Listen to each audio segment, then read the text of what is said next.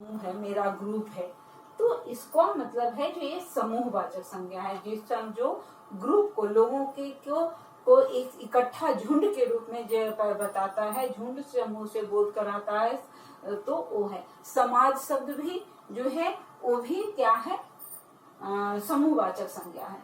आए समझ में? समूहवाचक संज्ञा ये क्या है? समूहवाचक संज्ञा।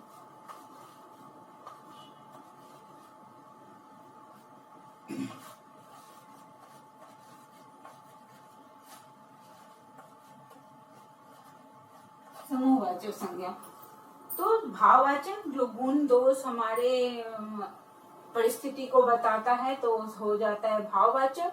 जो संज्ञा शब्द हमें ग्रुप को बताता है, लोगों को इकट्ठा बताता है, झुंड को बताता है। जैसे गुलदस्ता है, गुलदस्ता जो फूलों का गुलदस्ता होता है वो क्या होता है, एक फूल से गुलदस्ता बनता है नहीं ना, उसमें बहुत सारे फूल होते हैं, तब हम उसको गुलदस्ता बोलते हैं। इसलिए गुलदस्ता भी जो है वो भी क्या है, समूहवाचक का उदाहरण है। प्लस चाबी का जो गुच्छा होता है, चाबी का गुच्छा, वो भी समूहवाचक का है। तारों का झुंड, तारों का पुंज बोलते हैं, तारों का पुंज, ग्रह नक्षत्रों का मंडल, इस तरह से जो शब्द आते हैं वे सभी जो हैं क्या कहलाते हैं, समूहवाचक संज्ञा कहलाते हैं। यानी सिंपल रूप में आप जान लीजिए, जो समूहवाचक संज्ञा हुआ है जहाँ बहुत से लोग जिस शब्द से पता चलता है उसको हम क्या कहते हैं, समूहवाचक संज्ञा कहते हैं। ठीक है। अब उसके बाद जो हमारा पांचवा भाग है संज्ञा का, वो है द्रव्यवाचक संज्ञा। ठीक है। तो द्रव्यवाचक यानी द्रव्य, यानी कि द्रव्य को हम दो रूप में देखते हैं। द्रव्य मतलब होता है तरल पदार्थ, लिक्विड रूप। ठीक है। द्रव्य यानी कि, लेकिन एक इसी रूप में नहीं, द्रव्य यानी हम उसको हर रूप, द्रव्य मतलब धातु का भी पता चलता है, धातु को भी जब हम मेल्ट करा देते हैं तो द्रव्य बन जाता है, इस तरह से। तो द्रव्यवाचक संज्ञा के अंदर सभी चीजों को, उन चीजों को रखा गया है जिसे हम क्या कर सकते हैं, या तो उसे हम नाप सकते हैं, तौल सकते हैं, या तो जिन वस्तुओं को हम, इसका परिभाषा हम इस रूप में भी दे सकते हैं, जिन वस्तुओं को नापा या तौला जा सके उसे हम द्रव्यवाचक संज्ञा कहते हैं। नापा यानी कि 1 लीटर दूध जो है 1 लीटर, 2 लीटर, 1 लीटर तेल, 2 लीटर तेल, तो इसको बोलते हैं नापना। 1 लीटर दूध, 2 लीटर दूध, तो इसको बोलते हैं नापना। और तौलना यानी कि 1 किलो, 2 किलो, पाव किलो, आधा किलो, 50 किलो, 100 किलो, 1 क्विंटल, इस तरह से जो शब्द आएंगे तो उनको हम क्या कहते हैं, द्रव्यवाचक संज्ञा कहते हैं। समझ रहे हो?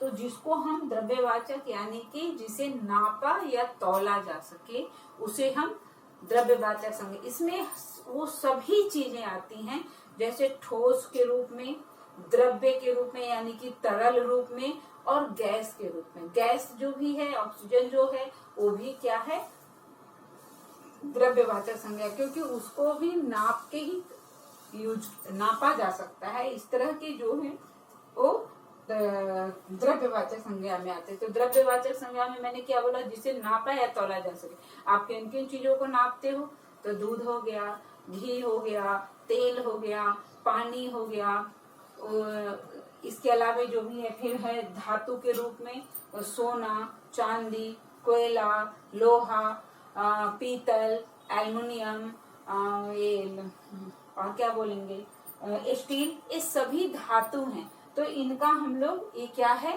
द्रव्यवाचक संज्ञा। उसके अलावा जो है चावल, गेहूं, आटा, और एक इसका और भी उदाहरण है जिसको हम, इसकी गणना नहीं कर सकते, इसको हम काउंट नहीं कर सकते हैं। द्रव्यवाचक को हम एक पानी नहीं बोल सकते, पानी को क्या काउंटिंग कर सकते हैं?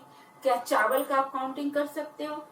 अगर 1 किलो चावल को आप काउंट कर पाओगे बैठ के? नहीं कर पाओगे। तो जिससे हम आटा को काउंट कर सकते हो, गिनती कर सकते हो उसको, जो कितना आटा है, हम उसको वजन करते हैं।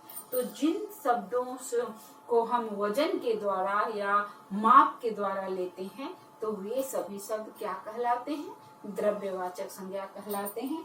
जैसे पानी, तेल, दूध, घी, आटा, चावल, सोना, चांदी, कोयला, पीतल, ऑक्सीजन, इस तरह से जो भी है जितने भी प्रकार के गैस हैं वे सभी क्या है, संज्ञा है। अब मुझे उम्मीद है आप लोग समझे होंगे, क्योंकि मैंने समझाया है। मैं लिख करके जो आपको भेजूंगी आप उसको भी पढ़ोगे, ठीक है, और फिर से पढ़ करके आप समझने की कोशिश करोगे।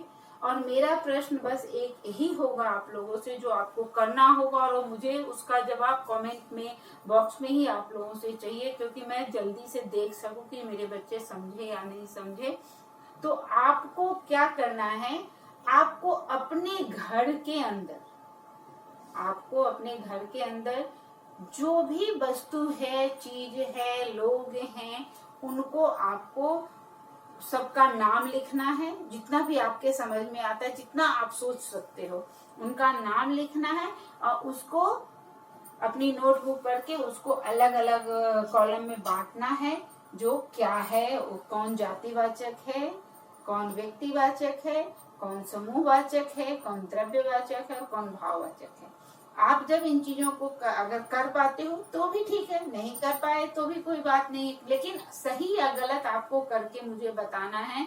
फिर तो हम लोग और देखेंगे, फिर जब क्लास में आएंगे तब तो समझेंगे ही, लेकिन बार बार पढ़ करके, बार बार उसको समझ करके आपको समझने की कोशिश जरूर करना है। कोशिश करने से सब कुछ संभव होता है, तो ये भी संभव होगा। आप जरूर समझोगे, मुझे पूरा उम्मीद है। Okay, bye. लेकिन आप होमवर्क जरूर करोगे।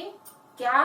आपके घर में जितने भी वस्तु हैं, चाहे आपके कपड़े हैं, चाहे आपके जो भी अलग तरह के हैं, आपके भाई के हैं, आपकी बहन के हैं, अलमारी है, बेड है, फ्रिज है, टीवी है, गैस चूल्हा है, या जो भी चीज है, पतीला है, बर्तन है, थाली है, उन सबका नाम आपको लिखना है और अपने समझ से उसको अलग करना है। आप ज्यादा नहीं कर सकते हो तो केवल व्यक्तिवाचक और जातिवाचक में करने की कोशिश करना। दो भी करोगे तो चलेगा, ठीक है। Okay, bye.